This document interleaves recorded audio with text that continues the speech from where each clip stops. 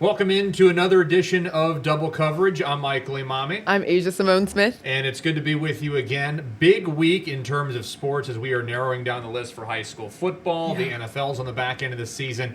I'm getting a little bit nostalgic because I feel like it's always that sad time of year where the weather gets colder, but the football and that part of the athletics dies down just a little bit. It really does, but it's hard for me to feel the nostalgia because this isn't the football November weather I'm used to. I'm actually very grateful for this, so it still feels like it's early in the season. But when you realize how late we are, that's when it's insane that it went so fast. Yeah, speaking of late, time's running out on the Kansas City Chiefs. 5-5, not impressed this past weekend, especially with how they played against Denver. You got to give credit to the Broncos defense, but another tough test coming against Indianapolis at home this week. The Colts off to a great season so far, Asia, with Daniel Jones. They really are, and this is a crucial time for Kansas City. They aren't in playoff contention, and this is the worst they've been in Patrick Mahomes' era, really ever. So this is not a great thing for them to be sitting down at the 9th spot in the AFC. So they really, really need some wins to move up. Now, granted, they aren't all the way out. I wouldn't count them out of playoffs yet, but I mean, there's only so many more games they have left, and they're going to need to keep climbing up those standings. And I'm a little bit worried because those clutch plays that we're used to seeing the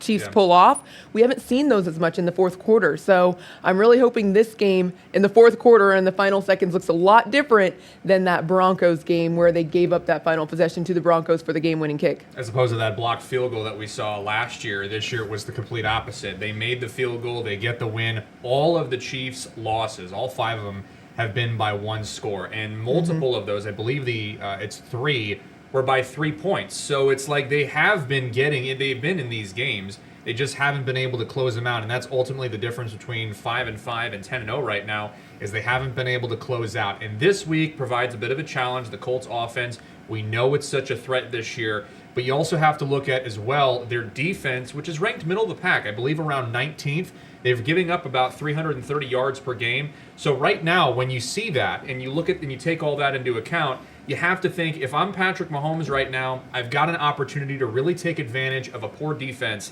that's able to move forward this week. Oh, yeah, absolutely. I do think that is a chance. And when you talk about how all their losses are only by 1 score, it shows that this team isn't bad. They're actually a really good team. And earlier this week, I don't know if you saw, but Jason and Travis were talking, and they were saying that this 5-5 team is better than last year's 15-2 team. Yeah. So interesting to say, for the statement to make, especially coming from Travis Kelce, but they're not bad. It's really, again, coming down to being able to make those plays.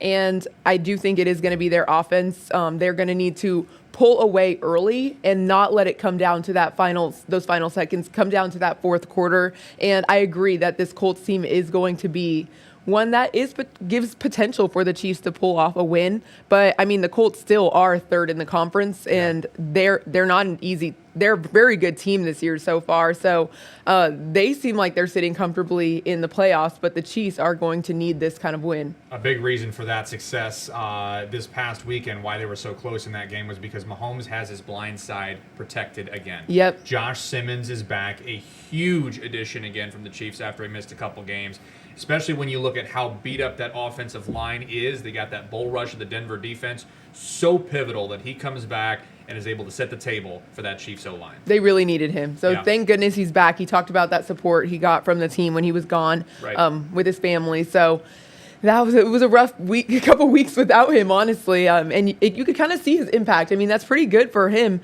as a rookie to be making that big of a difference on this offense. So it's good to see Mahomes will have him. Hopefully, last game kind of giving him that adjustment, being able to come back this week and succeed. I'm really looking forward to seeing him back in that line. But I agree also that the Colts defense might be not the worst to go against in this game. Would you say so? I feel like their defense is giving up a lot of big plays. You give up those chunk plays, that's part of the problem that they've got. And the Chiefs are a huge chunk play threat. They've got Xavier Worthy. They've got plenty of pieces in there to make that happen. Pacheco announced yesterday he was back at practice, so it's great. They've got the running game back as well, which has been in dire need of getting going. I think right now, you have these teams that they're matching up against. Denver, we know, I will admit, I said on air, I said it on The Rush with Jeff Herndon, that I felt Denver was more lucky than good. Mm-hmm. I admit I was wrong. Denver is for real. And it's not Bo Nix necessarily. It's that defense with Pat Surtain and that line that's so tough to go up against.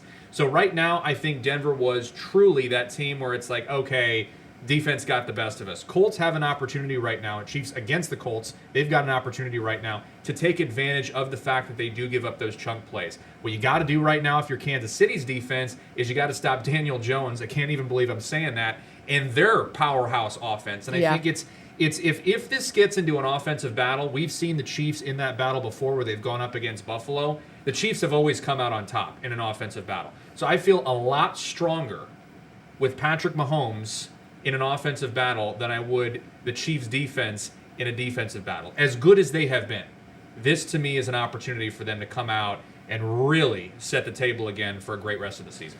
Because the Chiefs' defense is actually pretty good. Yeah. I do think it is going to come down to giving those plays to offense to put that into place and to succeed over this team. But, I mean, at the same time, you were talking about how last week you thought it was luck for Denver. Still think it was a little lucky, but you're right that the defense really showed up in the fourth quarter. So definitely rightful win for them. But maybe this week the Colts are going to prove you wrong, like you said, and maybe show up also and prove that they aren't just sliding by luck.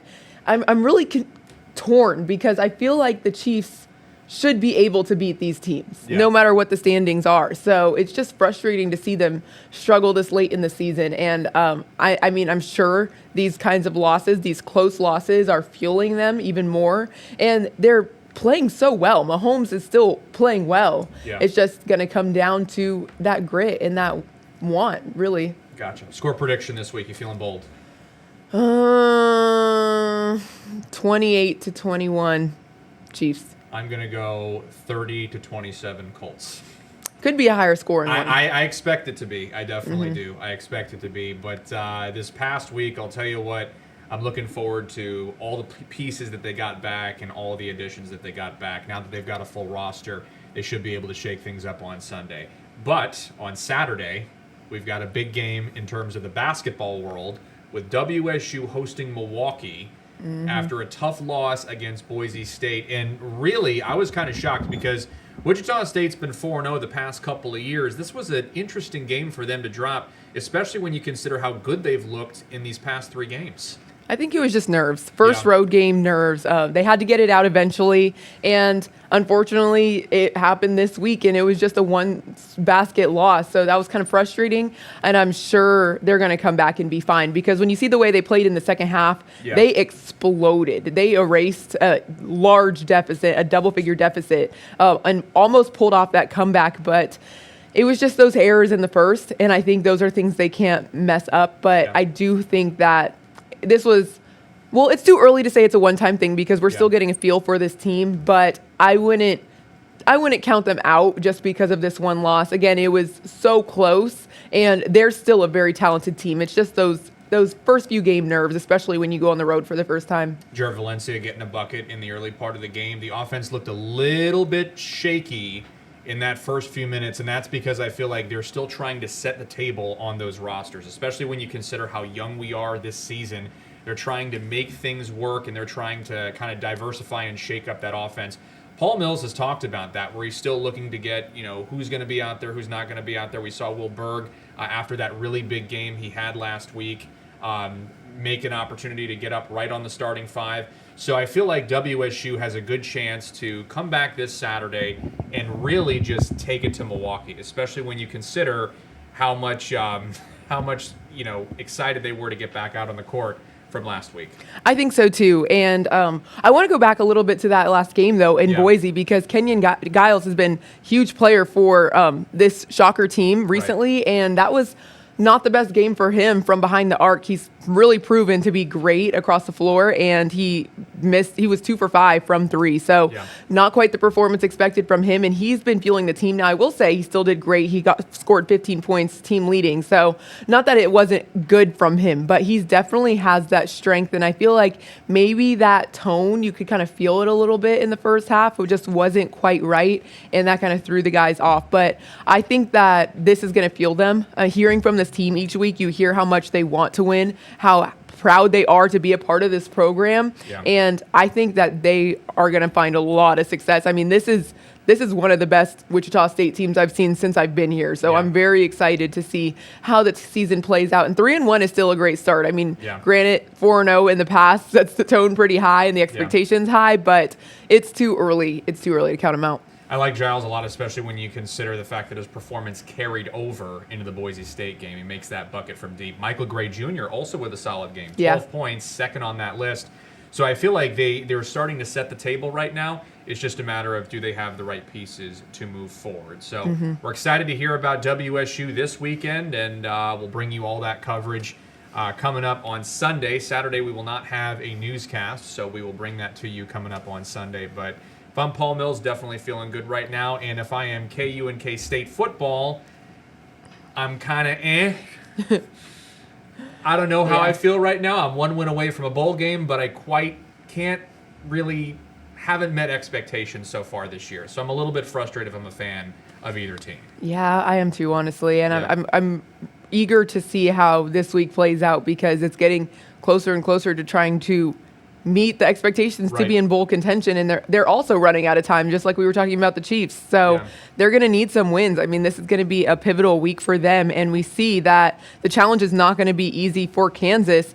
They're taking on Iowa State, and that's a pretty good team. So, I mean, they coming off a bye week, but they did lose to Arizona just 2 weeks ago, 4-point loss, and it was kind of a fourth quarter errors that threw them off that win. So I think they're going to come back, and I think they're going to be hot coming back, because we've seen that in the past where they've had a bye and then they come back and they succeed. So I think the week off is definitely beneficial at this point in the season for the Jayhawks. Never easy to win a game in Ames. No. Never has been. This year, I feel like they've got the right pieces. Iowa State, it just hasn't worked out for them, so they'd be amped to get back out there and get the win. And you've got K-State playing against Utah, 13th ranked. That's going to be a real challenge for them. Oh my goodness, I can't imagine being this deep in the season and you got to take on a team like them. Yeah. Goodness. So I don't know about the Wildcats, but they also have great pieces. They've been succeeding as well. So I think they definitely have a chance too. Avery Johnson has been leading the team very well, and I think it's really going to come down to, you know what? I don't know. It's going to come down to defense. The defense is going to have to play pretty hard to keep Utah out the end zone and to really allow Avery to make those plays. Yeah, I'm very confident in him and his offense's ability, especially when you consider how the wide receivers have looked. No more Dylan Edwards, but they've been able to establish a good attack with Joe Jackson. So we'll see how that plays out again coming up this weekend. Bit of an early kickoff as well over there in Ames, 11 a.m., 3 p.m. as well for the Utah game. So, you know, get up a little bit early. You can get up a little bit later if you're on the western central part of Kansas. Oh, yeah. So we'll see how those games go. But we are excited for more coverage as well of high school football. We're going to bring that to you coming up next. Welcome back to Double Coverage. Michael Emami. Asia Cymone Smith. And we got high school football now coming your way as we have reached the sub-state level. I can't even believe we're this late in the season. I remember when we first started, we were out there against Derby, or not against Derby, Hayes versus we were Derby. Out on the field. It was crazy. Right, exactly. There was rain. Thankfully, it's supposed to be a little bit damp, but no rain coming in this Friday. All that's supposed to be in the morning per our chief meteorologist, Lisa Teachman. And I'm excited because right now you get to see the state kind of components sort of set up this week. We'll have our answers. I am so curious as to who's going to crack it. First off, I do want to talk about our game of the week. That is Capon and Wamego. You got Wamego coming down south to face off against the Crusaders, who are trying to win their first state title since the year 1987. Head coach Weston Sharts has had a terrific season with this group of young men. And I feel like this is going to be the year for them. I can't even lie. They looked incredible all year long. 10-1, only one loss, and it wasn't even against another team in their class. It was St. James. So, I mean, such a great team. And you look at how they've been playing in these playoffs, and they did not come to play. They shut out 3 opponents in a row, back-to-back shutouts. And their offense put up over 60 points in all 3 of those games. So, I mean, that just tells you how hungry this team is, how successful they are. And, I mean, Coach Weston Sharts has done a great job in the past. Even just a few seasons ago, if you remember, they were state runner-ups. So for them to be back in this position, they're comfortable, they're ready, and they are playing like they want to win. I also want to talk about this. They mentioned earlier this season that there's a lot of guys on their basketball team that come back, have joined the football program this year, and their basketball team is also back-to-back state champions. So, I mean, when you have that many winners in one place, it's pretty hard to beat. Wamego, though, they're still pretty good. They're 9-2, but I feel like Caypen is the what did Coach Clark say last week? Caypen is the hunted right now. Yeah, they're the hunted. Everybody's after him, and and for good reason. I mean, running back Ken Huff has been a huge part of that offense. He had over 270 yards against Andover Central a couple of weeks ago, and he's got over 1,200, I believe, throughout the regular season. He's still playing with all these numbers picked up. He's got, I think, 16 touchdowns. I'd rather go the over than the under because I don't want to shortchange him. But he's looked terrific. I mean, even in open space, he hits those holes, goes straight to the end zone. He's had a couple 50-plus yarders so far on the year. Huge part of that offense. And their quarterback, Cole Rapp, has also been great. He's in a very interesting situation with that offense and how they kind of move the pocket. He's great on those screen passes. Caypen is so dangerous, and I'm very excited to see how they'll stack up against Wamego. When I talked with Coach Schartz earlier this week, he was like, Wamego's a tough team. You got to give him credit where credit is due, and I agree that they are. But I think he's ready for the challenge, and I think he's ready for his guys to go out there and show out and clinch a state championship appearance next week. And that's one thing you have to admire about Caypen is no matter how good they are, that's a humble program. Right. I mean, they lead with a lot of humility, and they are never going to overlook anyone. So the fact that Coach Schartz is still going into this one saying we still have a lot of work to do, which is true because you never know what's going to happen in playoffs. But that's a mindset that I feel like also helps them. So I'm really looking forward to seeing how this one plays out. But Caypen's looking like they're the top in their class right now, the way they've played this season. They're looking like the hunted. I do want to give the defense some credit as well. That front five, front seven has been great. Linebackers have looked great. They've made plays. They've turned the ball over. Secondary has played very well. So overall, a very well-oiled machine in this Crusaders offense. And again, they'll be playing Friday at Wichita Heights High School against Wamego. Kickoff is set for 7 o'clock p.m. We will be on the sidelines kind of going over how that process works. So we're excited to see how this all goes. And obviously next week when you're kind of in position to sort of clinch that state championship victory, we were joking around about the weather that you were enduring. I believe it was in either Salina or Hayes. We don't have to go far west this year. We've got state title games at Emporia and at Hutchinson, and over in Greensburg, Kansas a little bit too for some 6- and 8-man games. But when you look at classes 1A through 6A right now, what stands out to you about these two locations? I feel like they're a lot closer to home for these teams, and you're going to have, well, I think they travel well anyway, but better opportunity for some of the grandparents and family from further away to come and watch these kids, and I think that's going to lead to more packed stadiums. That's exciting to know that you're going to be close to home and you're going to have that family and support with you, especially when you're at a state championship. That's every high schooler's dream, and so they definitely deserve that support. So I do like that concept of keeping the locations kind of not too far from each other and allowing them to be in areas. Well, I guess it's not intentional, but it is very fortunate for these area schools that they don't have to go too far. Definitely. And that's part of the whole thing. Friday and Saturday of next week, which I can't even believe I'm saying, we will have state coverage coming your way as part of our Friday Football Fever on a Saturday, which is going to be very exciting. We have seen Friday Football Fever on a Thursday this year. This is the second time where it's not falling on a Friday, so we are very amped to bring you all of this coverage coming up next week. This week, plenty to talk about as well, especially when you look at other matchups across the central and western Kansas. And I'll start with this, Derby. I mean, what in the world? Last week they play against Northwest. They come out, they get not only a win, they get a huge win against the Grizzlies and a very strong Steve Martin-led squad. You were there, you were on the sidelines, you witnessed it all. Take me through your emotions and what you noticed just with how that Panthers offense set things up. I honestly, my jaw was on the floor by halftime. Yeah. I was in disbelief. And I'm not even joking. I was literally standing on the sideline like, what is happening? I don't think anyone at that game expected it. And even Coach Clark, I asked him about it, and he said, I didn't expect this kind of outcome, but this team has transformed. And you could see that. I mean, their first kickoff return touchdown of the season, a pick six, that was nearly the whole field long, almost 100 yards long. I mean, they're able to throw the ball, they're able to run the ball, and I think it's awesome to see Coach Clark now having his son Blade back in that starting quarterback position, because just a couple years ago his older son was also starting quarterback, and so he knows how to coach anyone, but he also knows how to coach his own kin, because you could tell that Blade is doing a great job leading this program, and I am really looking forward to seeing how they do, because they had 3 losses in the regular season, and for them to take down a team like Northwest, it just showed you how much that they really want this, and they're a younger team. So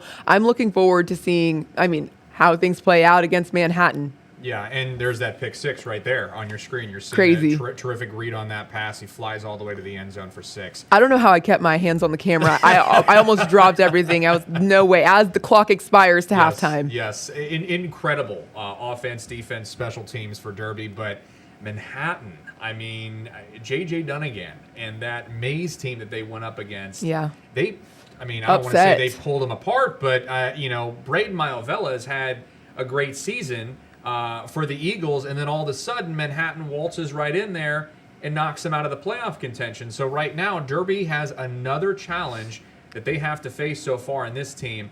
But, when you look at Manhattan's offense and how they kind of, again, picked apart the Eagles last Friday, again, this is a tough task. This is not an easy task for them to kind of go on the road, which is something they're not used to. They're used to hosting a lot of these games and getting that win.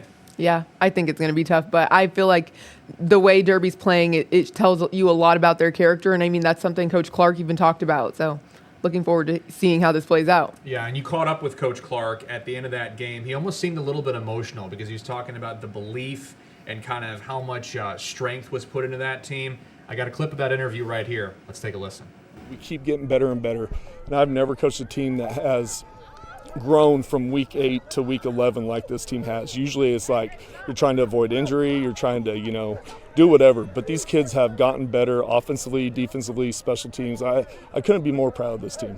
Yeah, just incredible. Again, very, almost emotional, talking about the belief that he had in his guys and how they believed in each other. And again, the 3 losses at the beginning of the year didn't discourage them. They kept pushing forward. They kept going. And here they are again at Substate. Yeah, absolutely. And also, I want to go a little bit off topic because I want to shout out Coach Clark. I found out, we already talked about his 2 sons playing football, but he has a very athletic daughter who actually wants to be a heptathlete in college. And he was telling me about it. Yeah, because I was a heptathlete. And so we were talking about that. Apparently, she's very fast in the 60, 200, 100. Great athlete at the 400, and she's only a freshman. So, that whole family, my goodness. I wasn't that surprised to hear that he has a daughter that athletic, but it's fun to follow their family. It's funny, I've worked with her for over 6 months, and I had no idea. I knew you did track, but I didn't know you were a heptathlete. Really? That is an incredible, you got to do everything. Yeah. That's insane. Yeah, I'm a little crazy. You at least knew that part, right? Yes, I did, of course. You knew that part, though. Yes. No surprise here. I personally choose to do 7 different events. Yes.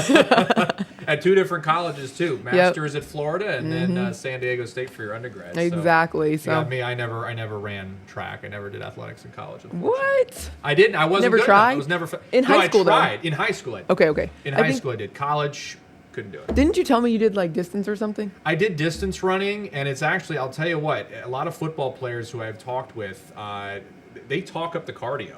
And I'm like, cardio may not necessarily lead to, the big muscles and all that, but it's good for your heart, it's good for your health. And so, that's the thing. And I was like, running's always tough. I'd rather lift weights. But running really preps you, with, what is it?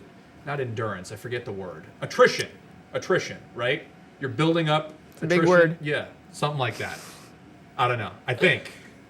You're building up resistance to, getting gassed out or getting tired early so you stay, quote unquote, in shape. Yeah, I always say the sprints are more helpful than more endurance building for longer distance. If you're wanting to get into shape, is that what you're saying? You said the running isn't as much getting into shape. No, running long. You can walk. You could run 20 miles and be out of shape. Yeah, exactly. I'm just kidding. Yes, but you have to walk your.